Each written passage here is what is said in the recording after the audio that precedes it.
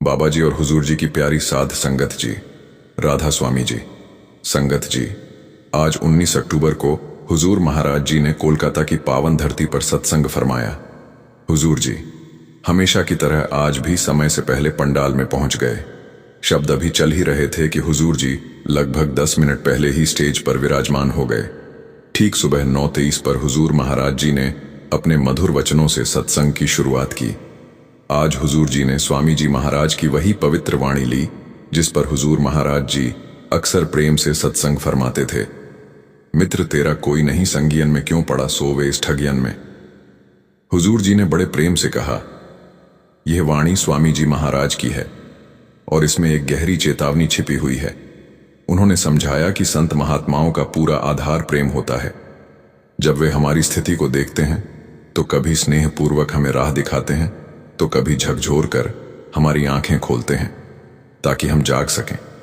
हुजूर जी बोले, आज इंसान ऐसी नींद में है कि उसे अपने ही जीवन की सच्चाई का पता नहीं, इसीलिए कभी संतों को हमें झकझोरना पड़ता है तो कभी प्यार से समझाना पड़ता है। हुजूर ने कहा, इंसान अकेला आया है और अकेला ही इस संसार से जाएगा। हमारे के कर्मों का फल हमें स्वयं ही भोगना होगा।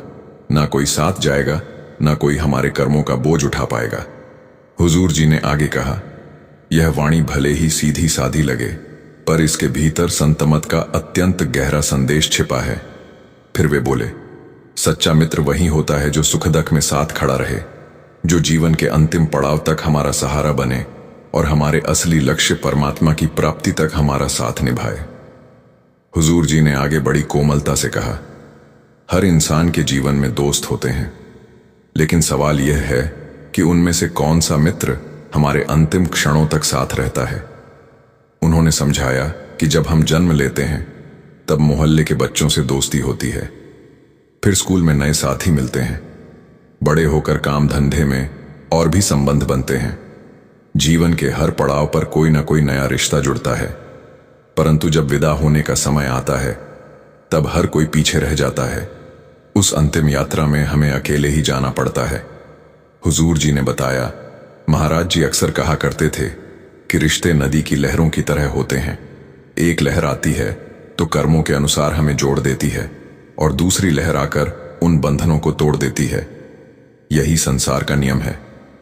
फिर हुजूर जी ने कहा, अगर सोचो तो सबसे निकट का रिश्ता हमारा अपने ही शरीर से होता है। हम इसे सजाते हैं, सहेजते हैं, इसकी हर तकलीफ पर परेशान हो जाते हैं, लेकिन जब यही शरीर बूढ़ा हो जाता है तो यह भी साथ छोड़ देता है। हुजूर ने पंक्ति का उल्लेख करते हुए कहा, संग सखा सब तज गए, कोई ना निभियो साथ। यानी जिन संबंधों पर हमें सबसे ज्यादा भरोसा होता है वे भी अंत में हमें छोड़ जाते हैं। इसीलिए स्वामी जी महाराज कहते हैं, मित्र तेरा कोई नहीं संज पड़ा सोवे क्यों इस ठगेन में। अर्थात यह संसार माया का ठग है, इसमें फंस कर मत सो जा, क्योंकि अंततः तेरे साथ केवल तेरा कर्म और तेरा प्रभु स्मरण ही जाएगा। हुजूर जी ने बड़ी स्पष्टता से कहा, ये सारे रिश्ते नाते और दोस्तियां देखने में तो बहुत प्यारे लगते हैं, लेकिन असल में यही हमें छलने वाले ठग हैं। जब जीवन का अंतिम समय आता है तो यही संबंध हमें धोखा दे जाते हैं। उन्होंने याद दिलाया कि महाराज जी कहा करते थे, इंसान को 3 प्रकार के लोग लूटते हैं, डाकू, चोर और ठग। डाकू बंदूक दिखाकर सब छीन लेता है, चोर अंधेरे में चुपके से चुरा लेता है, और ठग वह तो मीठी बातों से हमारे दिल का चैन ही ले जाता है। महाराज जी उन्हें मीठे ठग कहा करते थे, जो अपनेपन का दिखावा कर हमें असली राह से भटका देते हैं। हुजूर जी ने कहा, आज यही हमारी सबसे बड़ी समस्या है। हमने सच्चे प्रेम और जीवन के असली उद्देश्य से दूरी बना ली है। संसार के यह मीठे ठग रिश्ते, मोह, माया, दोस्ती, धन और नाम हमें अपने जाल में ऐसा उलझा चुके हैं कि हम भीतर के सत्य को भूल बैठे हैं। इसलिए महात्मा हमें बार बार जगाते हैं, चेताते हैं, अब नींद से जागो, क्योंकि ना मित्र तुम्हारा है, ना रिश्ता, ना धन, ना शरीर, यह सब साथ छोड़ देंगे।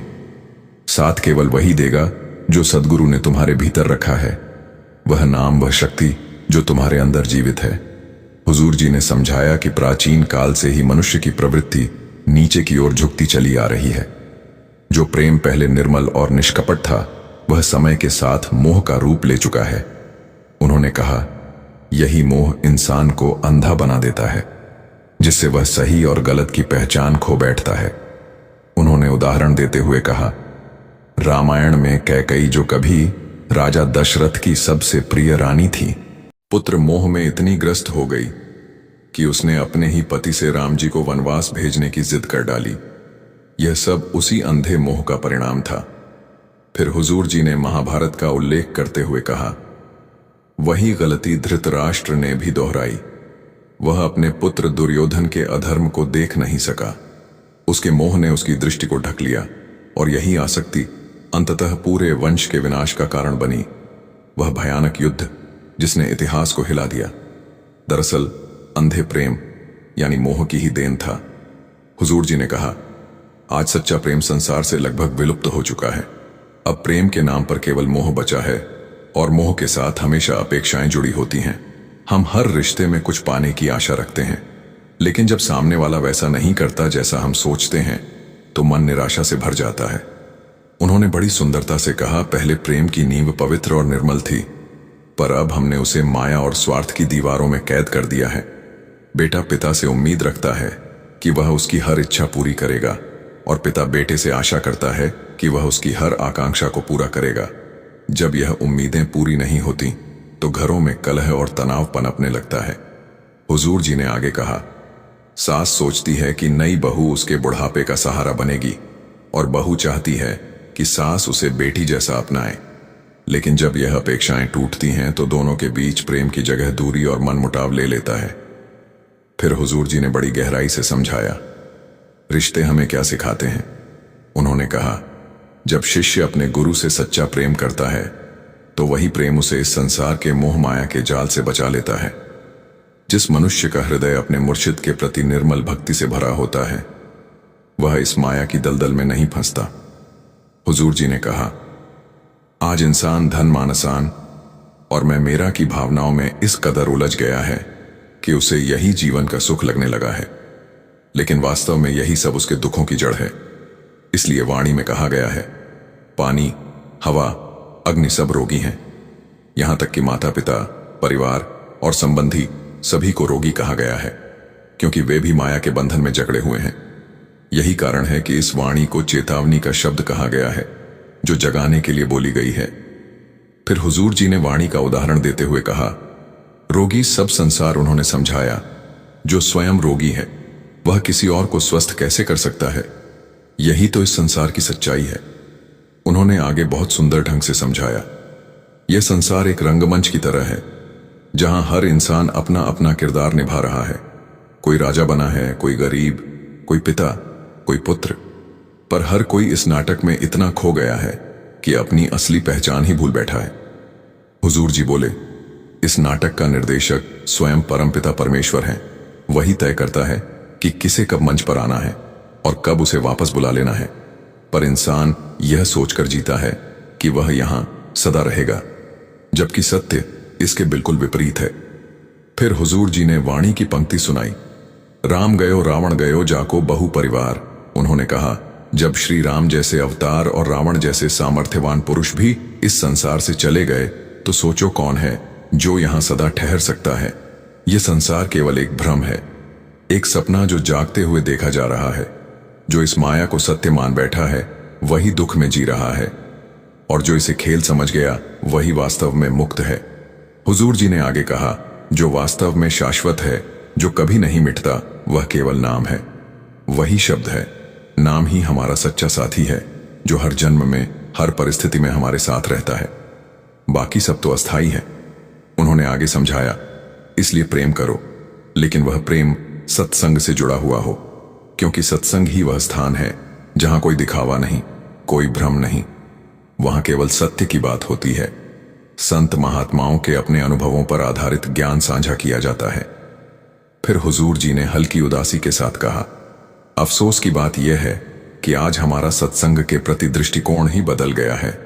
जब हमें किसी बड़ी ऑफिस मीटिंग या महत्वपूर्ण कॉन्फ्रेंस में जाना होता है तो हम कितनी तैयारी करते हैं, साफ सुथरे कपड़े पहनते हैं, समय से पहले पहुंचते हैं, पूरे ध्यान से हर बात सुनते हैं। लेकिन जब बात सत्संग की आती है तो वही गंभीरता गायब हो जाती है। हम वहां पहुंच तो जाते हैं, सुन भी लेते हैं, पर बात वहीं खत्म हो जाती, उस पर अमल नहीं करते। हुजूर जी ने कहा, सत्संग केवल सुनने के लिए नहीं बल्कि जीने के लिए होता है। जब हम उसमें कई बातों को जीवन में उतारना शुरू करते हैं तभी असली परिवर्तन होता है, तभी नाम का अर्थ समझ में आता है। हुजूर जी ने आगे बहुत सुंदरता से कहा, अगर हम सत्संग को उसी ध्यान, श्रद्धा और एकाग्रता से सुने जैसे किसी महत्वपूर्ण सभा या मीटिंग को सुनते हैं और फिर घर लौटकर उस पर अमल करना शुरू कर दें, तो यही हमारे जीवन का असली परिवर्तन होगा। उन्होंने बड़े महाराज जी का हवाला देते हुए कहा, सत्संग उस ठंडी छांव की तरह है जो जीवन की तपती धूप से राहत देती है। लेकिन वे यह भी समझाते थे कि हमारा उद्देश्य सिर्फ उस छांव में बैठकर आराम करना नहीं होना चाहिए। असली मकसद ये है कि वहां से जितना ज्ञान, जितनी प्रेरणा और जितनी सच्चाई मिल सके उसे अपने जीवन में उतार लिया जाए। फिर हुजूर जी ने बड़ी गहरी बात कही, आज बहुत से लोग यह सोचते हैं कि उन्हें किसी की जरूरत नहीं, वे सब कुछ अकेले ही कर सकते हैं। लेकिन महाराज जी समझाते थे कि ज्ञान और अनुभव में गहरा अंतर होता है। केवल ज्ञान पढ़ लेने से मंजिल नहीं मिलती जब तक उसे जीवन के अनुभव में नहीं बदला जाता। उन्होंने एक बड़ा ही सुंदर उदाहरण दिया। मान लीजिए आपको किसी अनजाने रास्ते से होकर गुजरना है और उस वक्त मूसलाधार बारिश हो रही है। आपके सामने दो व्यक्ति खड़े हैं, एक जिसने उस रास्ते का नक्शा पढ़ रखा है, किताबों में उसके बारे में सब कुछ जानता है, लेकिन कभी खुद वहां गया ही नहीं, और दूसरा जिसने वही रास्ता अपनी आंखों से देखा है, हर मोड़, हर कीचड़ और हर कठिनाई को पार किया है। अब सोचिए आप किसके साथ जाना पसंद करेंगे? स्वाभाविक है उस व्यक्ति के साथ जिसने खुद वह मार्ग तय किया हो, क्योंकि उसके पास सिर्फ ज्ञान नहीं बल्कि अनुभव है। हुजूर जी ने कहा, यही अंतर है। सत्संग को केवल सुनने और जीने में सुन लेना आसान है, लेकिन बदलाव तभी आता है जब हम उन बातों को अपने आचरण में उतारना शुरू करते हैं। जब तक हम खुद उस राह पर नहीं चलते तब तक ज्ञान सिर्फ शब्द बनकर रह जाता है, लेकिन जैसे ही हम चलना शुरू करते हैं वही शब्द जीवन का प्रकाश बन जाते हैं। इसके बाद हुजूर जी ने एक बहुत गहरी बात उठाई, नाम आखिर है क्या? उन्होंने पूछा, क्या नाम सिर्फ कुछ अक्षरों का मेल है? क्या यह केवल एक उच्चारण या शब्द है जिसे हमने अपनी भाषा, संस्कृति या धर्म के अनुसार अपना लिया है? हुजूर जी ने कहा, हम सब अलग अलग धर्मों और परंपराओं से आते हैं। कोई उसे अल्लाह कहता है, कोई राम, कोई गॉड, कोई वाहेगुरु। नाम भले अलग हैं पर संकेत एक ही सत्ता की ओर है। फिर उन्होंने बड़े आदर से कहा, दव बादशाह श्री गुरु गोविंद सिंह जी ने अपने ग्रंथों में ईश्वर के 1100 से भी अधिक नामों का उल्लेख किया है। उन्होंने हर नाम में उसी एक परम सत्ता की झलक दिखाई, पर अंत में उन्होंने एक ही निष्कर्ष दिया, एक ओंकार अनामी, वह जो निराकार है, अनंत है और किसी एक शब्द, भाषा या नाम में सीमित नहीं किया जा सकता। हुजूर जी ने समझाया कि नाम कोई उच्चारण नहीं, वह उस शक्ति का अनुभव है जो हर जीव में विद्यमान है। लफ्ज तो बस एक माध्यम है, पर सच्चा नाम वह है जो आत्मा को उस परम चेतना से जोड़ दे। फिर हुजूर जी ने गुरुवाणी की एक गूढ़ पंक्ति सुनाई, 52 आखिर लोग तेरे सब कुछ इन माही, यह आखिर खिन जाएंगे, वो आखिर इन मां नाही। उन्होंने समझाया कि यह सारे शब्द, ये सारे अक्षर जो हम बोलते या सुनते हैं, यह सब समय के साथ मिट जाने वाले हैं, परंतु वह नाम जो असल में परमात्मा की पहचान है, वह शब्दों से परे है, वह नश्वर नहीं है, नाम हमेशा रहेगा। स्वामी जी महाराज की वाणी में भी यही संदेश मिलता है, नामो उपजे नामो बिन से, अर्थात नाम से ही इस सृष्टि की उत्पत्ति हुई है और नाम में ही एक दिन सब कुछ विलीन हो जाएगा। हुजूर जी ने आगे समझाते हुए कहा, जब तक इंसान उस दिव्य शक्ति, उस नाम से जुड़ा रहता है, तब तक उसकी सांसों में जीवन का संचार होता है। जैसे ही वह संबंध टूटता है, जीवन भी समाप्त हो जाता है। यह शरीर तो बस एक खेल है, असली शक्ति तो उस रूहानी नूर से मिलती है जिसे हम नाम कहते हैं। हुजूर जी ने बहुत सहज और गहराई से जीवन का सबसे बड़ा सत्य समझाया। उन्होंने कहा, मनुष्य के जन्म का असली उद्देश्य है अपने आप को जानना। हमें इस संसार में इसलिए भेजा गया है कि हम अपने भीतर झांके, अपनी आत्मा की पहचान करें और यह समझें कि हम वास्तव में कौन हैं। उन्होंने कहा, मालिक ने हमें बुद्धि और विवेक इसलिए दिया था ताकि हम आत्मबोध की राह पर आगे बढ़े, सत्य की खोज करें। लेकिन अफसोस, हमने उस विवेक का उपयोग उल्टी दिशा में कर लिया। आत्मा को जानने की बजाय हम बाहरी चमक दमक में खो गए। धन, संपत्ति, नाम, शोहरत और पद की दौड़ में इस कदर उलझ गए कि अपनी असली पहचान ही भूल बैठे। हुजूर जी ने बड़ी करुणा से कहा, पहले पैसा केवल जरूरतों को पूरा करने का साधन था, लेकिन आज वही पैसा रिश्तों में झर घोल चुका है। आज बेटा अपने बूढ़े पिता की सेवा भी तभी करता है जब उसे अपनी हिस्सेदारी की गारंटी मिल जाए। रिश्तों में अब प्रेम नहीं, सौदेबाजी आ गई है। उन्होंने आगे कहा, आज बच्चे भी शर्तें रखने लगे हैं। अगर मेरी बात नहीं मानी गई या मुझे यह चीज नहीं दिलाई गई तो मैं पढ़ाई नहीं करूंगा। सोचो, यह वही संस्कार हैं जो कभी त्याग और सेवा पर आधारित थे, अब स्वार्थ और लेन देन पर टिके हुए हैं। इसके बाद हुजूर जी ने एक अत्यंत गहरी और चिंतन योग्य बात कही, नाम आखिर है क्या? क्या नाम केवल कुछ अक्षरों का समूह है या मात्र एक शब्द जिसे हमने अपनी भाषा, संस्कृति या परंपरा के अनुसार अपना लिया है? उन्होंने कहा, हम सब अलग अलग धर्मों, जातियों और संस्कृतियों से आते हैं। कोई उसी सत्ता को अल्लाह कहता है, कोई राम, कोई गॉड तो कोई वाहे गुरु। हुजूर जी ने आगे बताया, दशम पाशाह श्री गुरु गोविंद सिंह जी महाराज ने अपने ग्रंथों में ईश्वर के लगभग 1100 नामों का उल्लेख किया है, लेकिन अंत में उन्होंने एक ही निष्कर्ष निकाला, एक ओंकार अनामी, अर्थात उस परम सत्ता को किसी एक नाम या शब्द में बांधा नहीं जा सकता। वह सब सीमाओं से परे अनंत और निराकार है। फिर हुजूर जी ने गुरु नानक देव जी की एक गूढ़ पंक्ति सुनाई, बामिन, आखिर लोग धरे सब कुछ इन माही या आखिर खिन्न जाएंगे। वो आखिर इन मान ना ही उन्होंने समझाया। यह जो शब्द, यह जो अक्षर हम उच्चारित करते हैं या सुनते हैं, ये सब समय के साथ मिट जाने वाले हैं, परंतु जो नाम वास्तव में परमात्मा की पहचान है वह शब्दों से परे है। वह अमर है, अविनाशी है, सदा रहने वाला है। हुजूर जी ने कहा, स्वामी जी महाराज की वाणी में भी यही गढ़ अर्थ छिपा है। वे कहते हैं, नामो उपजे नामो बिन से, अर्थात सृष्टि की उत्पत्ति भी नाम से हुई और अंततः उसी नाम में सब कुछ विलीन हो जाएगा। उन्होंने आगे बड़ी कोमलता से समझाया, जब तक इंसान उस दिव्य शक्ति, उस नाम से जुड़ा रहता है, तब तक उसकी सांसों में जीवन का प्रवाह बना रहता है। जैसे ही वह संबंध टूटता है, जीवन की डोर भी समाप्त हो जाती है। हुजूर जी ने कहा, यह शरीर तो केवल एक मिट्टी का खेल है, असली शक्ति उस रूहानी नूर में है। उसी को हम नाम कहते हैं। वही जीवन की असली धड़कन है, वही सच्चा सहारा है और वही हमारी आत्मा का वास्तविक घर है। आगे हुजूर जी ने बहुत सरलता से लेकिन अत्यंत गहराई के साथ जीवन का मूल सत्य समझाया। उन्होंने कहा, इंसान के जन्म का सबसे बड़ा मकसद है अपने आप को पहचानना।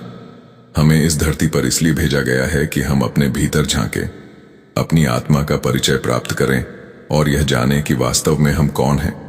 उन्होंने बताया कि मालिक ने हमें बुद्धि और विवेक इसलिए दिए थे ताकि हम उस राह पर चल सकें जो आत्मबोध और सत्य की ओर ले जाती है। मगर दुख की बात यह है कि हमने उसी विवेक का उपयोग उल्टी दिशा में कर लिया। आत्मा को पहचानने की जगह हम बाहरी जगमगाहट में खो गए। धन, पद, नाम और शोहरत की चाह में इतने डूब गए कि अपनी असली पहचान ही भूल बैठे।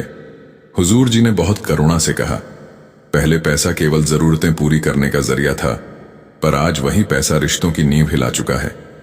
अब बेटा अपने बूढ़े पिता की सेवा भी तब करता है जब उसे अपनी हिस्सेदारी की पक्की उम्मीद हो। रिश्ते अब प्रेम से नहीं, सौदे से चलते हैं। उन्होंने आगे कहा, आज के बच्चे भी शर्तों पर जीने लगे हैं। अगर मुझे यह चीज नहीं मिली तो मैं नहीं पढ़ूंगा, अगर मेरी बात नहीं मानी तो मैं बात नहीं करूंगा। सोचो, यह वही घर है जहां कभी संस्कार त्याग और सेवा के प्रतीक हुआ करते थे, अब वहीं स्वार्थ और लेन देन का रंग चढ़ गया है। फिर हुजूर जी ने बहुत मार्मिक स्वर में कहा, हमने तो भक्ति को भी व्यापार बना दिया है। मंदिरों और गुरुद्वारों में जाकर चढ़ावा चढ़ाते हैं और मन ही मन सोचते हैं कि बदले में मालिक हमें लाखों करोड़ों दे देगा। उन्होंने पूछा, क्या यही सच्ची श्रद्धा है?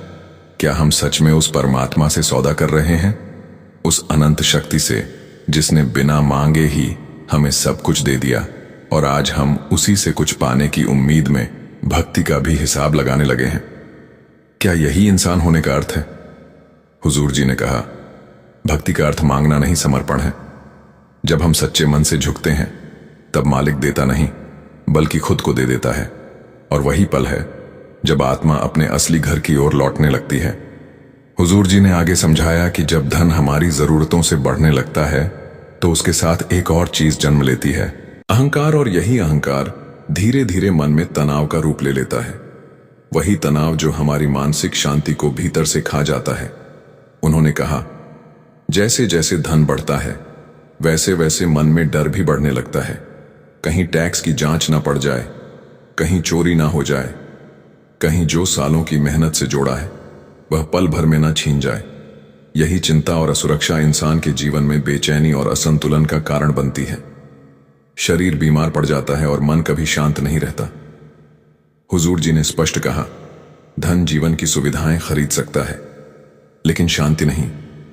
असली सुकून तब आता है जब इंसान बाहरी दुनिया से हटकर अपने भीतर झांकना शुरू करता है, जब वह अपनी आत्मा की पहचान करता है। फिर उन्होंने एक बड़ा सत्य प्रकट किया, चाहे कोई कितना भी समृद्ध क्यों ना हो जाए, आत्मा की प्यास कभी नहीं बुझती। इतिहास इसका साक्षी है। न तो किसी राजा को न किसी अरबपति को धन से आत्मिक तृप्ति मिली है। धन से आराम मिल सकता है पर संतोष नहीं। इसके बाद हुजूर जी ने बाबा जी के वचनों का जिक्र करते हुए कहा, मालिक तो बिना रुके देता ही जा रहा है। दिन रात, युगों से युगों तक, पीढ़ियों से पीढ़ियों तक वह हमें निरंतर देता चला आ रहा है, लेकिन हम हैं कि बस लेते ही जा रहे हैं। हमारी इच्छाओं की आग कभी शांत नहीं होती। उन्होंने बहुत विनम्र स्वर में कहा, बहुत कम लोग ऐसे हैं जो सच्चे दिल से कह सकें, मालिक जो दिया वही बहुत है। शुक्र करने पर हुजूर ने एक बड़ी प्यारी साखी भी सुनाई। हुजूर बोले, एक नगर में एक फकीर रहते थे जिनका नाम पूरे इलाके में प्रसिद्ध था। लोग कहते थे कि उनकी प्रार्थनाएं सीधे मालिक तक पहुंचती हैं। एक दिन उसी नगर का एक बहुत समृद्ध व्यक्ति उनके पास आया। उसने आदरपूर्वक कहा, फकीर बाबा, जब तुम मालिक से मिलो तो मेरी तरफ से कहना कि उसने मुझ पर इतनी कृपा की है कि अब मुझे और कुछ नहीं चाहिए। मैं जो भी पाया हूं उसी में संतुष्ट हूं, बस मेरा धन्यवाद उन्हें पहुंचा देना। फकीर मुस्कुराए और उसकी बात ध्यानपूर्वक सुनकर आगे बढ़ गए। थोड़ी ही दूरी पर एक गरीब व्यक्ति उनके सामने आया। वह बेहद उदास था और बोला, फकीर बाबा, लोग कहते हैं कि आपका मालिक से सीधा नाता है, तो आप उनसे कहना कि उन्होंने मुझे कभी कुछ नहीं दिया। अब मेरी तरफ भी ध्यान दें। फकीर ने उसकी बात भी शांत मन से सुनी, कुछ नहीं कहा और अपने ध्यान में गहरे उतर गए। जब वे ध्यान में डूबे उन्हें प्रभु का दर्शन हुआ। उन्होंने दोनों की बातें मालिक के सामने रख दी। मालिक मुस्कुराए और बोले, अमीर से कहो जो कहता है कि उसे अब कुछ चाहिए नहीं कि अब वह शुक्र करना बंद कर दे, और उस गरीब से कहो जो शिकायत कर रहा है कि अब वह धन्यवाद करना शुरू करे। ध्यान से लौटकर फकीर बाजार पहुंचे। सबसे पहले उन्हें वही अमीर दिखाई दिया। उत्सुक होकर उसने पूछा, क्या मालिक से मेरी बात हुई? फकीर ने उत्तर दिया, हां हुई। उन्होंने कहा है कि अब तुम शुक्र करना बंद कर दो। अमीर हैरान हो गया और बोला, शुक्र करना छोड़ दूं? उन्होंने मुझ पर इतनी कृपा की है, इतने वरदान दिए हैं, मैं तो उनका आभार कभी नहीं छोड़ सकता। फकीर मुस्कुराए और आगे बढ़ गए। रास्ते में उन्हें वही गरीब मिला। उसने तुरंत पूछा, क्या मालिक ने मेरी बात सुनी? फकीर ने कहा, हां, मालिक ने कहा है कि अब तुम धन्यवाद करना शुरू करो। गरीब चौंक कर बोला, धन्यवाद? उन्होंने मुझे क्या दिया है कि मैं आभार जताऊं? फकीर ने शांत स्वर में समझाया, यही अंतर है तुम दोनों में। अमीर उस पर ध्यान देता है जो उसे मिला है, इसलिए उसकी झोली भरती रहती है। तुम केवल उसी पर ध्यान देते हो जो नहीं मिला, इसलिए तुम्हारी झोली खाली रहती है। याद रखो, जो इंसान कृतज्ञ होता है उसी के जीवन में बरकत बढ़ती है। हुजूर जी ने आज बड़े प्यार से समझाया कि जब मालिक ने इस सृष्टि की रचना की तो उसने दो तरह कीयां बनाई। एक वो जो केवल भोग के लिए हैं, जैसे पशु, पक्षी और अन्य निचली जुनियां, और दूसरी है इंसानी जन्म यानी कर्म और भोग की जुनी। इस मानव जीवन को मालिक ने सोचने समझने की शक्ति दी है ताकि इंसान अपने असली स्रोत को पहचान सके और परमात्मा की ओर लौटने का मार्ग पा सके। लेकिन अगर हमने इस अनमोल जीवन को सिर्फ इच्छाओं, लालच और मोह माया में गवा दिया तो इससे बड़ा घाटा कोई नहीं हो सकता। हुजूर जी ने आगे फरमाया कि परमात्मा वह असीम शक्ति है जो समय, जन्म और मृत्यु से परे है और हमारी आत्मा उसी परम सत्ता का अंश है। जैसा कि वाणी में आता है, आत्म में राम, राम में आत्म जानो गुरु विचारा। संगत जी, आज 19 तारीख के सत्संग में हुजूर जी ने कोलकाता की संगत को यही अमूल्य वचन समझाए। अगर आपके हृदय को भी यह वचन स्पर्श करें तो कमेंट में राधा स्वामी जरूर लिखें और हमारे सत्संग चैनल को सब्सक्राइब करना ना भूलें।